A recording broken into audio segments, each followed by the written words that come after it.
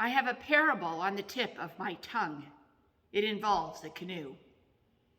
And as parables go, it is most certainly a metaphor for the kingdom of God. Although I do not have all the pieces figured out, like the kingdom of God, the parable of the canoe is a work in progress. I started this week thinking about the storm at sea with the anxious disciples waking Jesus, demanding that he do something. This set beside ponderings of World Refugee Day and the stories from past congregation members who were displaced persons from World War II, who boarded all kinds of boats and seafaring craft, hopping from harbor to harbor, seeking safe passage to far-off lands to settle and to rebuild their lives. The stories were of families boarding separate ships to escape quickly, ships that were sunk by the machines of war, hiding in the underbelly of boats for weeks on end, months of rolling seas and seasickness, witnessing deaths and burials at sea, and the wishing, praying for land. I wonder where Jesus was on these refugee boats. Where was Jesus sleeping? Jesus, wake up, do something, please? These are not the questions I heard in the stories of the once displaced persons. The stories were bone-chilling, and yet the deeper the cold penetrated, the more the story included talk of faith, of prayer, of reciting psalms, of singing hymns, of experiencing the presence of angels, of feeling that one was not alone in the storm and the chaos at sea. Jesus was already awake and in their midst, in the midst of the putrid air and the salt-ravished skin, in shrunken bellies, the infestation of rats, in sickness and in death. I have a parable on the tip of my tongue. It involves a canoe. In my Bible, Psalm 107 has been given the title, Thanksgiving for a Return from Exile. This morning, we heard one of 4 cases presented in the psalm, the case of those fearing storm and sea. The other cases are presented in the psalm. The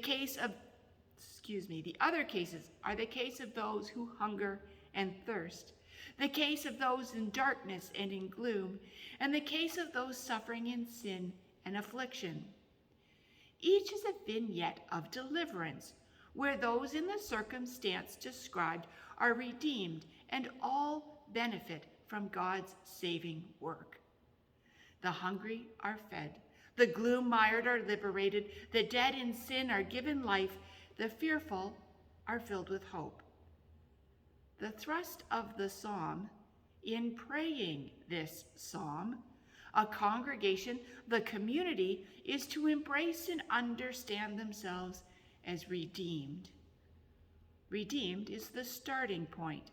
Regardless of the condition or case, a remedy is at God's hand. God's unconditional covenant loyalty, God's steadfast love is at hand, present, and during the journey. Okay, back to the pieces of the canoe parable. Getting in a boat, any kind of boat other than a canoe, no matter how excited I might be for the adventure, how calm I appear, I start in a private fear that I will feel ill later on and will need time to recover. I will likely get tired and grouchy and not be a very nice person to be around. But put me in a canoe and I am happy. I love canoes. I love canoeing. I do not get motion sick in a canoe. With life jacket on and paddle in hand, I settle into a canoe, legs crossed as I lightly sit on the front of the provided seat. I place my paddle in the water and with J, S, and C strokes, gently guide the canoe forward in the waterway. As I paddle, the troubles of life seem to drip off the paddle, swirling away in the eddies that flow behind the boat. The canoe sits in the water. Embraced by water on either side, you can touch the water, move through it, see into it. With your hands and paddle strokes can take you wherever you want to go. I realized this week I like canoeing because in a canoe I feel close to nature, as if the Creator is the one who is hugging the boat and me, and together we are on a journey, an adventure of awe and wonder. I feel connected, at peace, that all is right in the world. Canoeing is a moment of how I imagine God's kingdom to feel. I also realized, much to my annoyance, that I like canoeing because in a canoe, for the most part, I have control. And this is where the parable of the canoe should have a pithy turning point and an image to capture those listening. That is beyond me, because I am stuck wrestling with the concept and the very real reality that I like to be in control. The hardest part of the storm and waves of the past year for me centered around control, or the lack of ability to control circumstances. I was not in a canoe. I was in some sort of large barge, frigate, or ocean liner, being tossed about, feeling sick, discombobulated, and not able to do anything to stop the swaying of the boat in the storm. The less control I feel that I have, the more anxious and fearful I become. I guess I should have been praying from Jesus' prayer book, Psalm 107, where the focus is to accept one's lack of control and wash oneself in the understanding and faith that peoples begin redeemed, that God's steadfast love and covenant loyalty are at hand.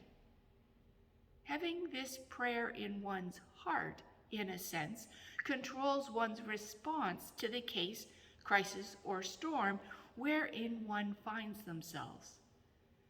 I can control what I pray. I can't control how it will or won't affect me when I am full of fear or find myself in short supply. I have a story that I have told many times to you. It is of a man who set up a competition between two famous painters. The painter's task was to paint a scene that illustrated the picture of perfect peace.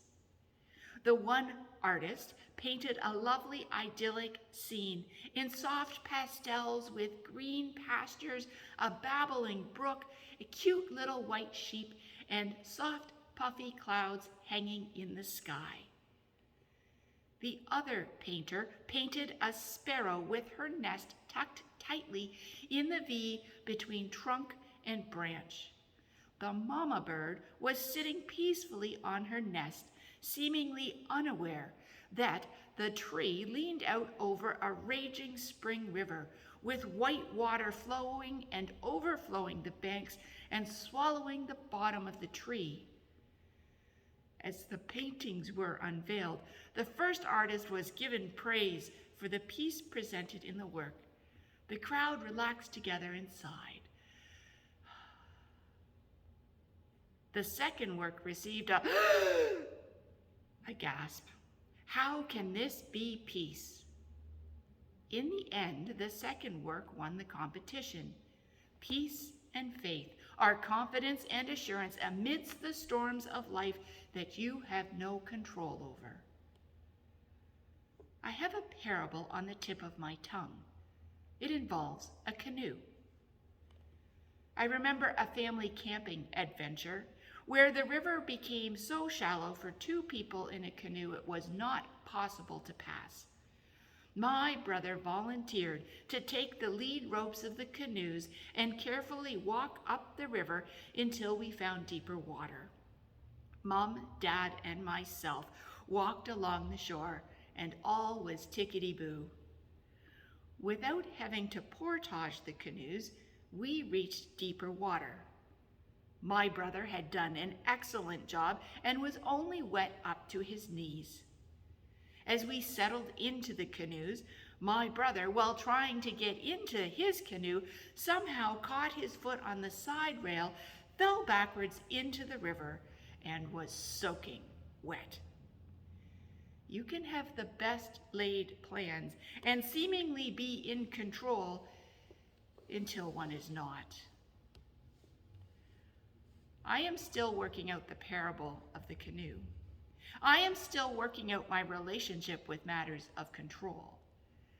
I wrestle with taking the risk to let go of fear, and even with the strong possibility of seasickness, to board the large barge, frigate, or ocean liner and encounter God, God's covenant loyalty, and in the midst of the storm, uncontrolled by me, to hear the words of Psalm 107 rise in my heart.